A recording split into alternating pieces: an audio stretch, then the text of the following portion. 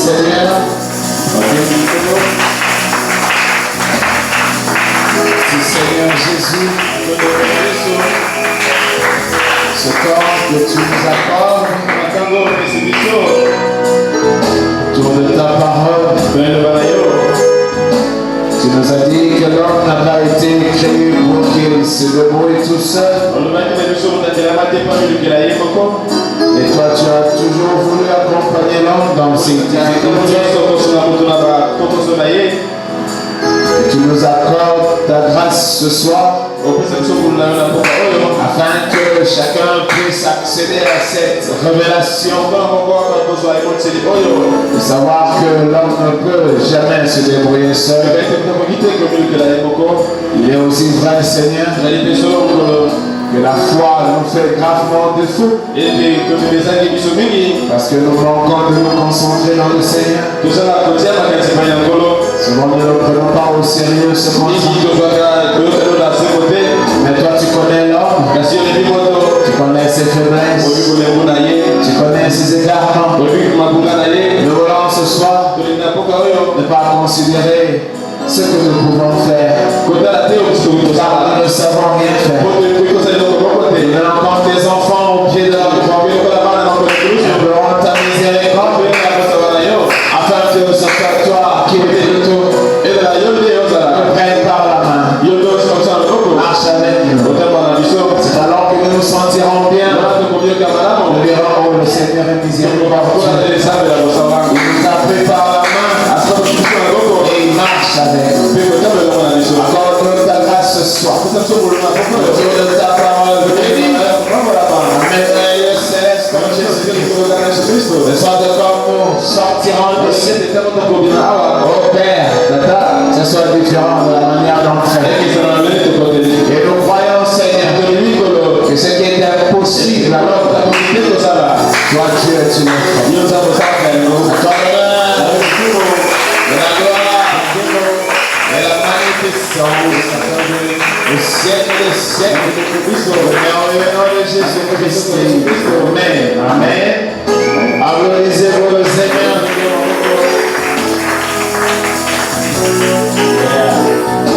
Voilà, j'avais envie que lui il chante sans fin. C'était tellement bien l'adoration, au moment de prière.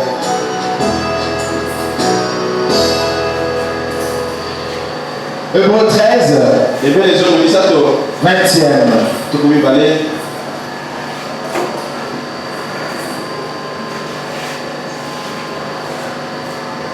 Hébreux 13, 20e.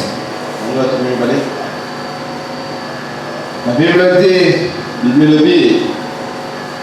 que le Dieu de paix qui a ramené d'entre les morts le grand pasteur des brebis par le sang d'une alliance éternelle, notre Seigneur Jésus vous rend capable de toute bonne œuvre pour l'accomplissement de sa volonté et fasse en vous ce qui lui est agréable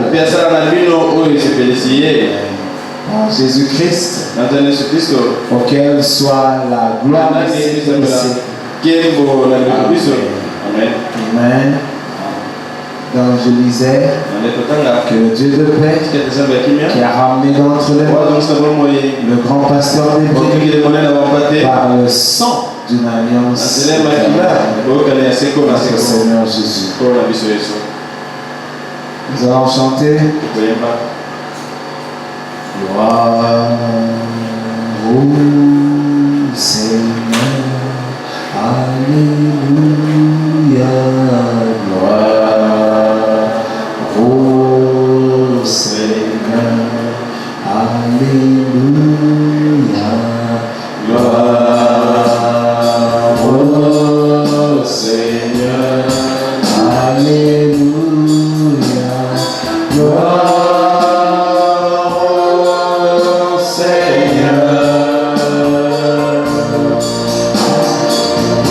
Hallelujah.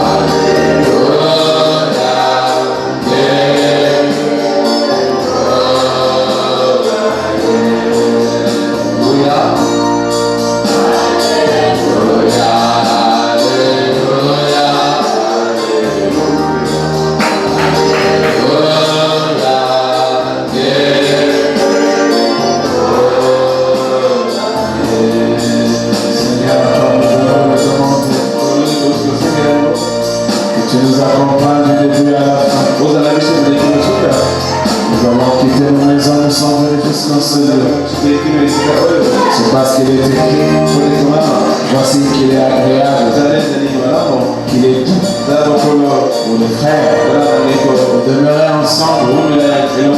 Il est écrit, là où deux ou trois sont réunis, je suis au milieu de Seigneur, accorde-nous ta grâce et que le Saint-Esprit conduise nos choses et que chacun ait ta paix et ta joie. Dans le nom de Jésus-Christ. Amen. Applaudissez pour le Seigneur.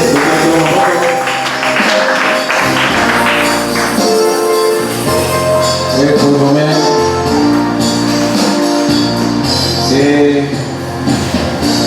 important de voir ce que nous sommes en train de voir. Je me disais peut-être que ça faisait un peu trop mal. Mais j'étais étonné, certains frères m'ont vu pour me dire que c'était important de voir ce que nous sommes en train de voir. Comme j'ai dit, quand je revenais de mon voyage, je disais que je vais prêcher sur les âges de l'Église. Et j'étais en train de méditer sur Apocalypse, le premier chapitre, là où le Seigneur Jésus-Christ est au milieu de cette chandelier d'or. Et le prophète démontre qu'il est là, régnant pleinement dans son Église. La Bible, en principe, c'est un livre muet. C'est de l'imprimerie qui disons, couvre la pensée de Dieu. Elle ne sera jamais vivante si dans votre cœur il n'y a pas suffisamment de chaleur par le Saint-Esprit. Que chaque fois quand vous la méditez, qu'elle rende vivant ces lignes écrites dans ce livre. Amen.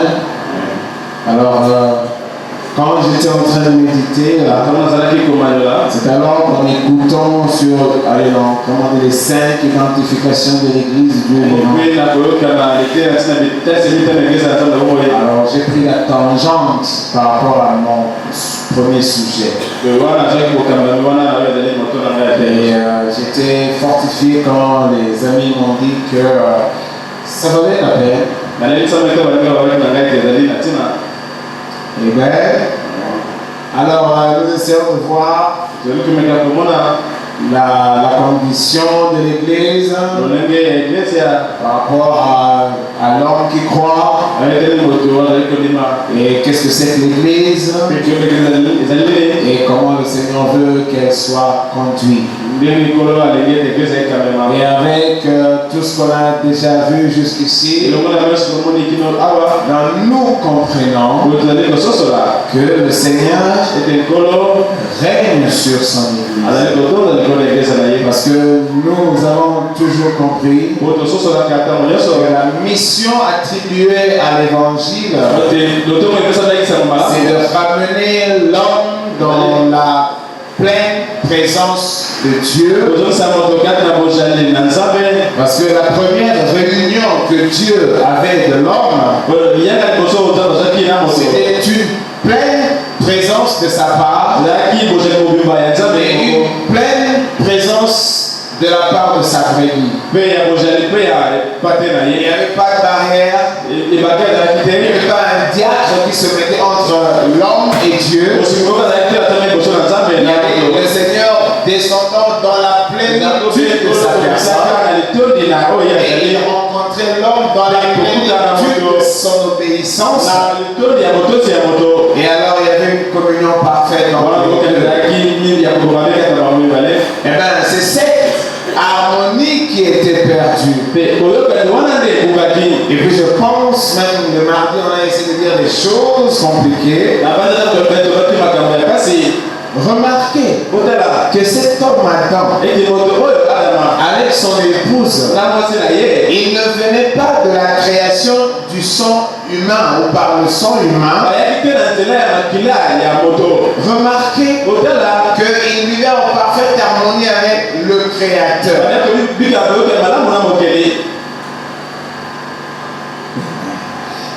remarqué que Adam n'était pas le résultat de l'amour d'un homme et d'une femme. Et le prophète dit, c'était ça l'idée originelle de Dieu pour amener la création. Je vous avais dit ça de manière vague le mardi. Mais on a toujours parlé ici. Non, c'est pas nouveau quoi. C'est peut-être nouveau pour le frère Genobi, mais je pense que pour ok. Donc, la véritable création, c'était la création de la première alliance qui n'engageait pas, comment dire, l'homme. C'était Dieu lui-même. Et l'état dans lequel cet homme créé par Elohim se trouvait, c'était un état parfait. Et aussi longtemps qu'il était dans l'obéissance de l'alliance, l'homme bénéficiait de cette relation parfaite. Mais nous voulons quand même marquer ça. Dans cette communion parfaite, il y avait une entente telle que toute la puissance de Dieu se manifestait dans l'homme. Et il n'y avait pas de barrière, il n'y avait pas d'église, il n'y avait pas de pasteur, il n'y avait pas d'intercesseur. Il y avait des gens qui avaient des dons pour se référer à eux suite à un problème que nous connaissons. Il y avait l'homme et Dieu. Mais je reviens encore. Cet homme-là ne venait pas à la deuxième alliance. Cette possibilité de procréer par le sexe. C'est pourquoi le mardi, le prophète explique que la volonté originelle était de prononcer la parole. Et on a vu des êtres venir. On a vu des couples animaux. On a vu un tigre et une tigresse. Remarquez ça. Avant, il n'y a pas eu cette rencontre sexuelle. Dieu a prononcé la parole. Et c'était cette alliance parfaite qui devait subsister. Et le péché devait arriver. Le péché est arrivé. Dieu a autorisé la naissance par le sexe. Comme c'était une autorisation secondaire, ça a amené un grand défaut. L'homme qui ne devait pas souffrir, l'homme qui ne devait pas mourir, il est devenu un objet faible, complètement affaibli. Il est né dans la douleur, il grandit dans les complications, il se même pour résister dans la vie. Et toutes les difficultés lui frappent d'une vieillesse. Et il termine sa course dans c'est affreux la tombe. Perdez quelqu'un que vous aimez tellement. Et imaginez la personne dans la tombe.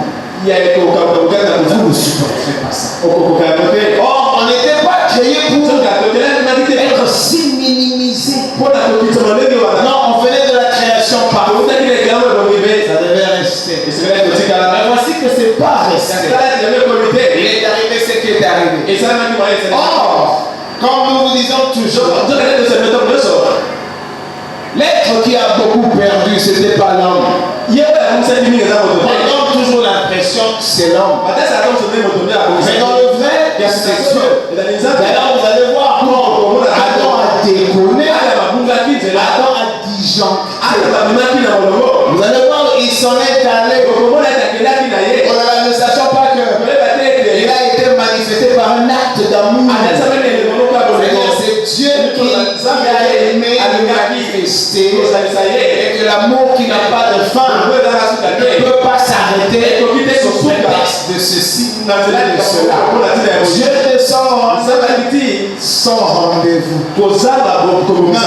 Il descend au rendez-vous. Rendez-vous qui était sien. C'était son rendez-vous. Parce que l'homme a constaté son existence. L'homme ne s'est pas démené pour se faire exister. L'homme a constaté une volonté qu'il a manifestée. Et il voit un maître merveilleux dans sa théophanie qui descend chaque soir à l'Éden et qui convenait. Voilà pourquoi s'il connaissait cette profondeur, il resterait là, attendre la visitation de l'amour et dire à l'amour les difficultés qu'il a eues. Non, il se met à l'aider. Bon, mais Dieu pouvait dire, bon, je ne vois pas celui-là. En fait, dit que la vie d'Adam était liée à la profondeur de Dieu. Donc, Dieu ne pouvait pas. Adam pouvait se passer de Dieu par manque de révélation. Mais Dieu ne pouvait pas. La profondeur de ce fils vient de ses alliés. C'était Dieu manifesté dans son fils. Amen. Voilà pourquoi Dieu l'a cherché. Adam, tu es où? Adam, il s'est caché. Viens ici. Alors vous allez voir que Dieu a s'est débrouillé. Il a trouvé des méthodes permettant de lutter avec l'homme pour le ramener dans cet état primaire dépoulant de la parfaite création. Parce que ce qu'Adam venait de faire a condamné l'homme, l'humanité, dans la dispensation de sexe. Et vous connaissez comment William Branham explique ces choses. Donc, pourquoi le sexe donne la mort? Il donne des maladies, il donne des prématurés, il donne des morts-nés, il donne des potentiels malades. C'était un moyen de pécher. C'était Lucifer qui les avait ordonnés à aller. C'était un acte de désobéissance. C'est pourquoi ça a été fait de la flétrissure. Tu peux naître à 5 kilos comme tu veux.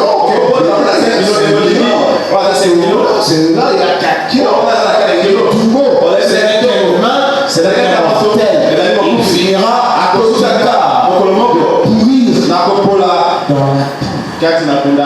Mais voici que Dieu est parfait. Alors nous voyons ici que Dieu se démène. Il se propose une disposition. Voilà, une disposition. Et dans cette disposition, il a approché une promesse. La promesse de la rédemption. Parce que Adam était mort. Il était mort par le péché. Parce que quand vous péchez, vous vous séparez de Dieu. Alors pour sécuriser Adam, parce que cette mort-là ne se confirme pas, afin qu'il ne se sépare pas éternellement avec son géniteur, alors il a sécurisé le salut dans la promesse de Genèse. Et qu'il devait finalement venir dans la chair. Et il a disposé là. Et si vous êtes vraiment de la colombe, vous avez vu ça maintes et maintes fois. Comment cette glorieuse promesse de la sémence de la femme. Parce qu'il fallait produire le salut. Il fallait produire le sauveur. Il fallait que ce sauveur soit un homme. Mais il ne fallait pas qu'il passe par le sexe. Parce que déjà le sexe est maudit. Parce que le sexe, si Jésus était venu par le sexe, il n'aurait pas su dire qui me convaincra du péché. On le trouverait dans un coin quelque part avec une jeune fille. Parce que les bêtises, c'est lié à la chair. Voilà pourquoi pour que cet homme, pour que le salut arrive, il fallait que ça vienne en dehors de l'humanité. Alors comme la femme ne donne pas la vie, alors que provient là-dedans. Lui-même, Dieu, il va pourvoir de cette sémence-là. La sémence qui a donné le salut, qui a manifesté le sauveur, n'est pas venu d'un Joseph, ou d'un David, ou d'un Salomon. Le prophète dit par la création.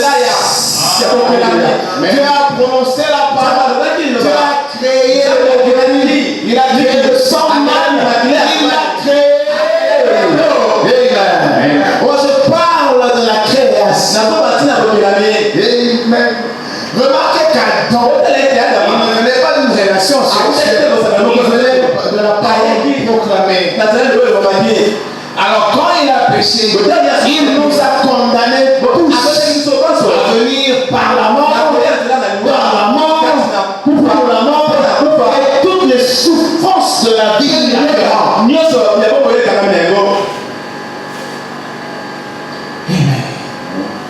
Alors quand le salut doit venir, alors il faut que ce soit un homme parfait.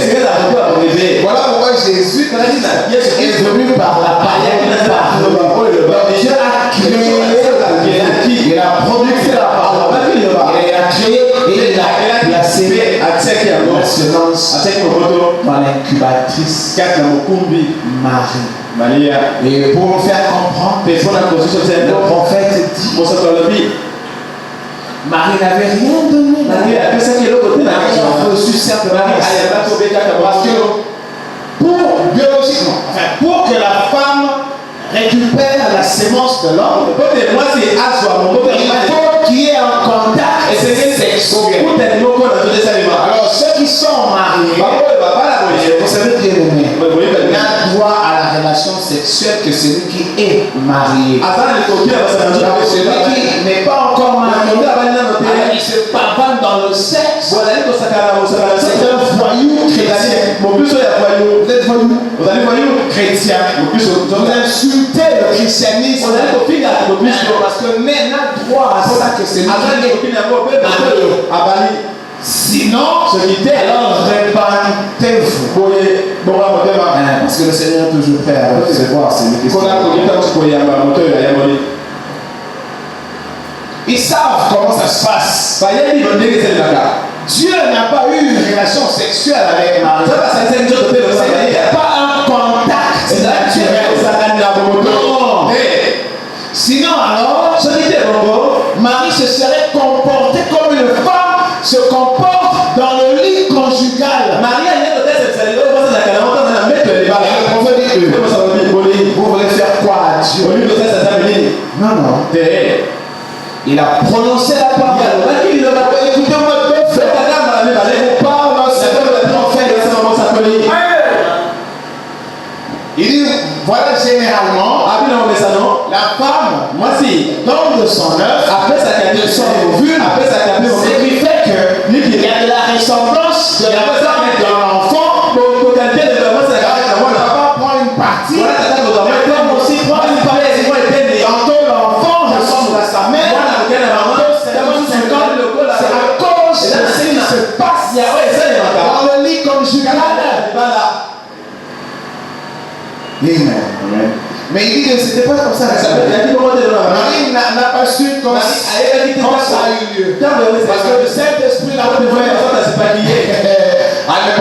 Le mariage le Saint-Esprit il dit Marie couche. Le Saint-Esprit. Non.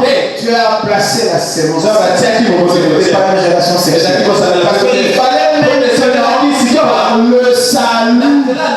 Il fallait maintenant par le Sauveur créer une nouvelle génération de vivants. Alors celui qui doit venir en premier, ouvrir la voie, il doit venir comme Adam. Non pas par la relation sexuelle, mais par la parole.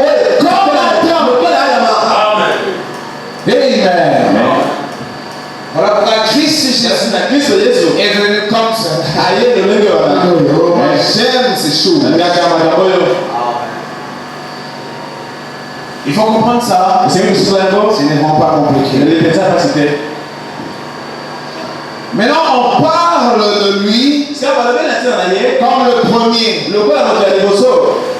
Bon, je ne vais peut-être pas vous garder longtemps. Bon, je ne vais pas lire beaucoup de citations là, mais les citations sont ici devant moi. Pour ceux qui aiment beaucoup les citations. Les citations sont ici devant moi. Je veux seulement qu'on puisse parler de ces choses. Alors voilà maintenant pourquoi lui il vient en premier. Il vient par la parole proclamée. Maintenant qu'est-ce qui se passe? Il est allé chez Nicodème pour lui parler de la nouvelle naissance. Nouvelle naissance. Mettre encore. Parce que pour la théologie, Nicodème, il est déjà né, c'est fini. Or, il ne sait pas qu'il est né sous l'origine de la perte. Il est né sous la malédiction et que son état d'humain de sexe masculin, ça veut donc que la mort. Vous irez nulle part avec cette vie. Il vous faut être naître de nouveau. Et ça implique le sang. Oh, voilà pourquoi je vous ai dit. Je vous ai dit dans l'Hébreu que Dieu le Père, il a ramené d'entre les morts le grand pasteur par le sang. C'est ce sang-là que Dieu créa. C'est sémence que Dieu créa. C'est cette hémoglobine-là que Dieu a créé. Il a placé dans le et il dit que Marie avait en principe aucun droit sur Jésus. Parce qu'elle n'a été qu'une impératrice. Elle n'a rien donné d'elle. Jésus n'était pas l'enfant de Marie. Jésus a porté la sémence qui a constitué le corps là dans Marie. L'enfant vient comment? Pour ceux qui sont mariés, qui ont droit à la relation sexuelle, ils savent comment ça se passe dans le lit conjugal. Mais ici, ce n'était pas une relation sexuelle. Non, mais Dieu a pris sa sémence et il l'a mis dans Marie comme une simple machine. La preuve, Jésus n'avait rien de Marie. Voilà pourquoi Jésus-Christ identifié comme femme, jamais comme mère, c'était toujours comme femme. Il n'a jamais appelé mère parce que Jésus savait qu'il ne pouvait pas légalement être sa mère. Non. Il était d'un autre monde. C'était mystérieux. Quand Marie a conçu du Saint-Esprit, c'était un contact dimensionnel. C'était surnaturel. Ça dépassait l'intelligence de la humanité. Elle n'avait rien fait. Alors elle pouvait en tant qu'humain se lever tôt de peine. Parce qu'un jour elle vient chercher Jésus. Jésus l'a complètement nié. Jésus avait sa paix. C'était la parole de Dieu. Jésus avait son père. C'était la parole de Dieu. Il a dit à ceux-là qui sont venus par Marie. Maman a des frères aussi. Jésus t'enlève. Dis qui est ma mère? Qui est mon père? Qui est mon frère?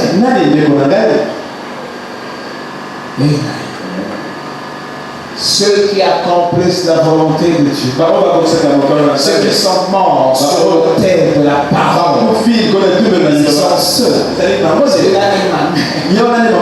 fait, c'est avec ceux-là que je partage. Et ça, Et Marie était rentrée. Jésus est resté.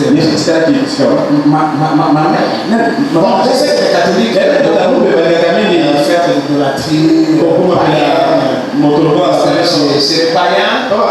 Ils ont des dieux qui ont des papas et des mamans.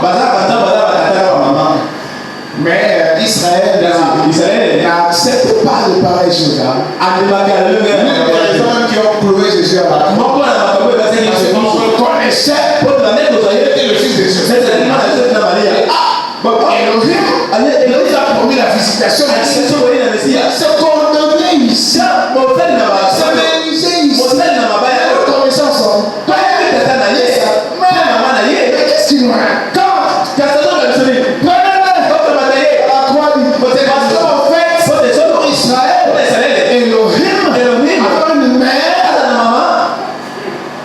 Montez dans la dimension de la révélation. Ne soyez pas catholique, ni protestant. Entrez dans la révélation. Et les choses qui sortent. Mais à tout ce monde. Maintenant, comment ça arrive à nous? Le mardi. Je vous avais lu ça. Quand il va voir Nicodème, il faut naître de nouveau. Le grand prêtre n'a pas compris. Comment moi qui suis tel que je suis. Mais il ne savait pas ce qu'était la volonté de Dieu. La vraie volonté de Dieu. Il ne savait même pas que lui, Nicodème, tout son état n'était qu'une volonté de permission. Ton état que tu aimes, c'est une volonté de permission. Voilà. C'est ce à quoi on devait plus aspirer. C'est vrai que la jeune fille sera dans son corps. C'est vrai que le jeune frère elle a une folie sexuelle. Elle sera dans son corps. Vous avez un autre programme. Une autre chose qui vous empêche de vivre dans la sainteté, c'est le manque de révélation. Si vous avez la révélation de la parole, je vous dis qu'il y a des choses qui n'attireront plus votre attention. Parce que vous voyez plus haut, vous voyez plus grand.